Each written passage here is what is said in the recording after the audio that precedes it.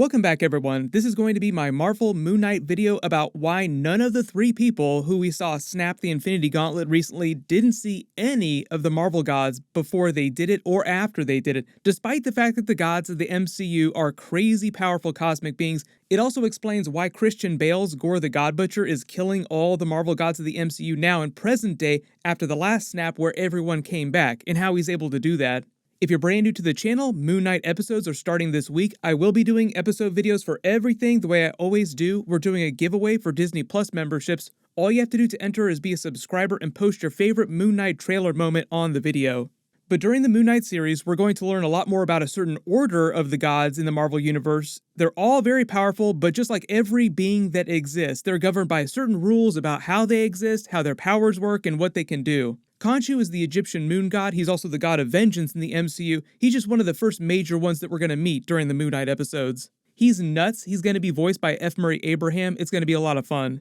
But just to explain how gods exist in the MCU, like legit gods, because you have people like Thor, Odin, Hela, for instance, who are also lesser gods of the MCU, even though not all Asgardians are like them with that kind of power. The Eternals movie also showed that Eternals think of the Celestials as gods, except they're actually more like highly advanced cosmic beings. So if you're talking about MCU power scaling, you have very powerful cosmic characters, and you have legit gods. Sometimes powerful cosmic characters can become lesser gods, and sometimes lesser gods can be less powerful than some cosmic characters.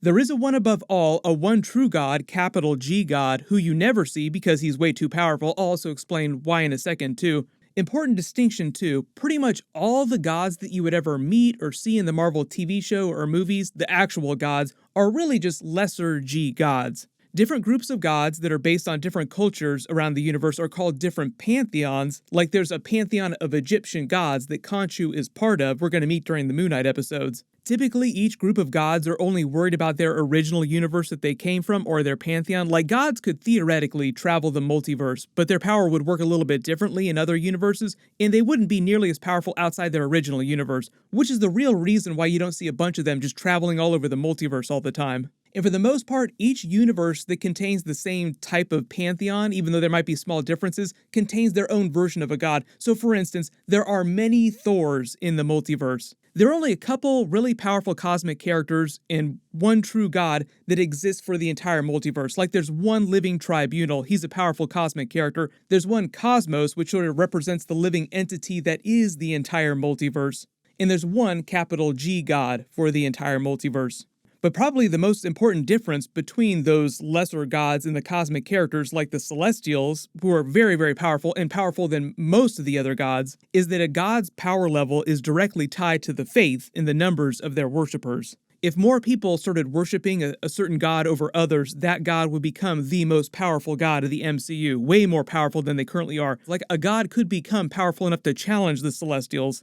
Characters like Thor, Odin, and Hela are also basically people who start out as cosmic characters who are then able to transition through their actions, trials, artifacts that they contain, and their faith from their own people over time to become actual lesser gods. I'll explain how that works too because other characters can do it. Odin, for instance, did not start out being a god. He started out being a very powerful cosmic character and through his actions became a god, then passed that god-level power to his children. Quick Thor history lesson, Asgardian history lesson. Odin actually comes from the Aesir, which is this original cosmic race made up of part of the Asgardians. Odin's grandfather Buri was king of the Aesir people. He passed on the crown to his son Bor. When he became king, Bor's brother rebelled and went to the planet Vanaheim and established his own race of people. They fight a bunch of civil wars between their people and eventually they declare peace, and Bor says that what's going to happen is that when his son Odin becomes king, he's going to marry the daughter of his brother who they've been warring with named Frigga, and when they get married, that's going to be their peace treaty. They're going to leave and form a different kingdom called Asgard. So to make a Star Trek reference, the creation of Asgard was sort of like the Vulcans and the Romulans coming back together to form a single people. While that was happening, he performed enough special cosmic trials, gained enough artifacts, and gained the faith, like the collective faith of his people, who basically minted him a new god.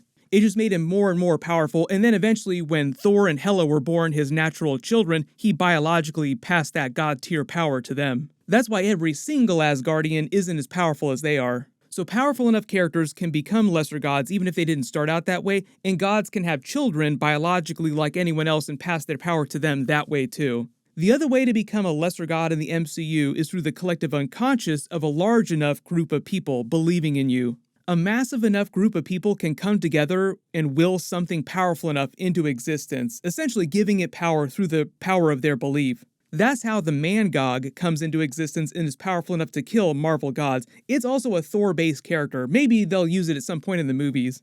If everyone stops believing in a god because they draw all their power from their collective faith of their people, their natural power level will grow much weaker. It's kind of like that with Khonshu. Like, Khonshu does have legit power, he's a legit god, but nobody really cares about Khonshu in the MCU right now, so he's less powerful than he used to be.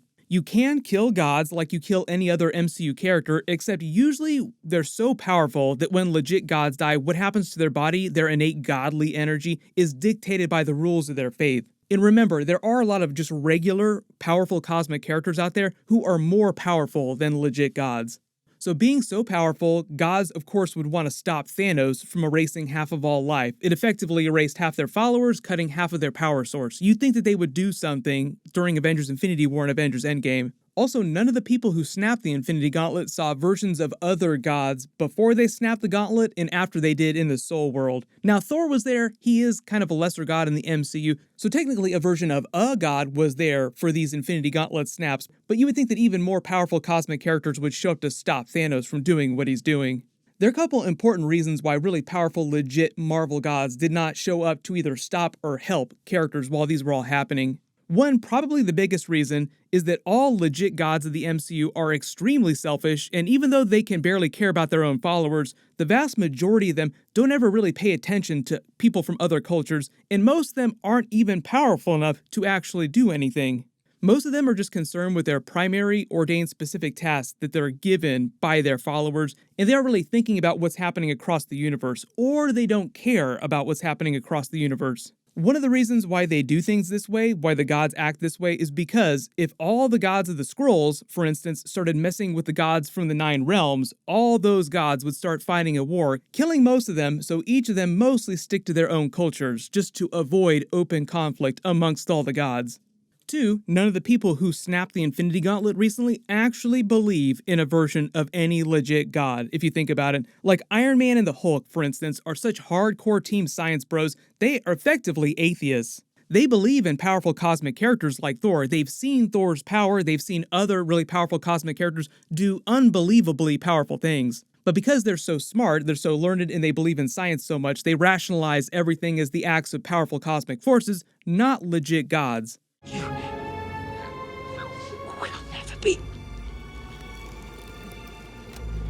a god. Thanos is an Eternal from the planet Titan. He's super old, like he understands even more about how the universe works and its history in the MCU god-level characters than Iron Man and Thor would. He's also a little older than Thor, but he's younger than Odin. Like, he thinks what he's doing is so important, he thinks of himself as godlike, balancing everything in the universe, but he's also kind of an atheist too, not a really devout person. Remember, a lot of the power of legit little g gods comes from the faith of their followers. So if all of them had actually believed that Thor was a real god and they had faith in him, like legit faith in him, Thor would have actually become a little bit more powerful and probably been able to stop Thanos. But because the Infinity Gauntlet makes Thanos, for instance, so much more powerful as a cosmic character than a lot of the other legit little g gods, and he believes that Thor is not an actual god, Thor's a little bit weaker and he's actually way more powerful. And none of the relevant legit gods of the MCU who actually do have God-given power and faith from their followers in the MCU belong to pantheons that those characters believe in. None of those gods would have a special connection to those 3 characters. So most of them didn't even try to stop Thanos, and Thor, for instance, just wasn't powerful enough to stop Thanos.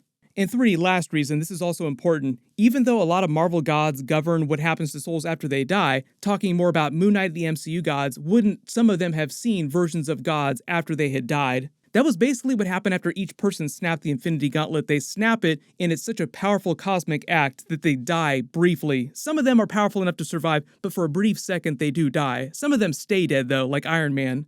Talking about Moon Knight, the MCU gods, Anubis, for instance, is a god who governs over the afterlife. The reason why Thanos, Iron Man, and Hulk didn't see anyone from Khonshu's Egyptian pantheon, even though some of them do govern over what happens to you after you die, is that after they did snap the Infinity Gauntlet, they went directly to the Soul World, even though they didn't show that for the Hulk. The same thing happened for him that happened for Thanos and Iron Man. It's kind of like a pocket dimension inside the Infinity Stone itself. And all those MCU gods that I'm talking about don't exist inside the Soul Stone the same way, and they don't have power inside there. Like I said, outside of their original universe, their original dimension, they have way less power. Khonshu and his pantheon in the Moon Knight series, for instance, are trapped in a pocket dimension. If they were able to somehow physically enter the main MCU universe, they'd be way more powerful. But only the Soul Stone has its own special pocket dimension called the Soul World, and it's a place that saves a copy of people's souls under certain circumstances, so it doesn't save every single soul from every single person who dies. And when you die and enter the Soul World, it also shows you a mental representation based on your own experiences. So that's why Thanos sees this young version of Gamora in this shrine here that looks like the one from her home planet. And when Iron Man and the Hulk entered the Soul World, it would have looked a little bit different for each of them. So as powerful as legit gods can be in the MCU, for instance, Thor, good example, they're actually not as powerful as you think, and most of them are afraid of each other and starting a war on that cosmic level. So that's how Gorr the God Butcher, getting to that, takes advantage of them and is able to go around killing so many of the MCU gods.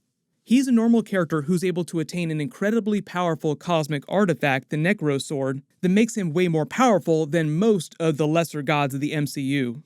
That's one of the reasons why a lot of really powerful lesser Marvel gods don't do anything about the Celestials, because they are really, really powerful cosmic level characters. It's similar to the reason why the one true God, capital G God for the entire multiverse, allows things like this to happen in different universes.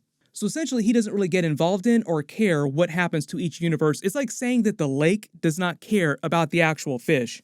If you've ever read the Berserk manga, it's kind of like the God Hand. Like, the collective unconscious creates the idea of evil, and then the idea of evil creates the God Hand. It just tells them, do what you would will. This is the will of the collective unconscious of the people. This is what they want. Just go do whatever you feel like doing. So that's why a lot of really bad things are allowed to happen inside the MCU, and none of the powerful enough gods do anything about it. It's also the same reason that Gorr the God Butcher blames them for being terrible gods. Like, you're terrible as a god, no matter how powerful you are. You're not going to help us, so I'm going to kill you. That's why it's so useful that we're going to learn about what's going on with Khonshu and how he works his pantheon of gods before we see the Thor Love and Thunder trailer and we see Gorr the God Butcher going around killing all these Marvel gods. Like Khonshu, for instance, would be on Gorr's shit list. But my full Moon Knight Episode 1 video will post next on Wednesday, just like normal. There'll be new episodes every week. If you have any questions, just leave them in the comments below. Congratulations to the giveaway winner for my last video, Jonathan Booker. Please email me on the About page of my channel so I can get your contact details. Everyone click here for my new Moon Knight trailer video and learn what's going on with Doctor Strange during the Moon Knight episodes. And click here to learn more about Moon Knight's battle with the actual gods. Thank you so much for watching. Everyone stay safe, and I'll see you guys in the next one.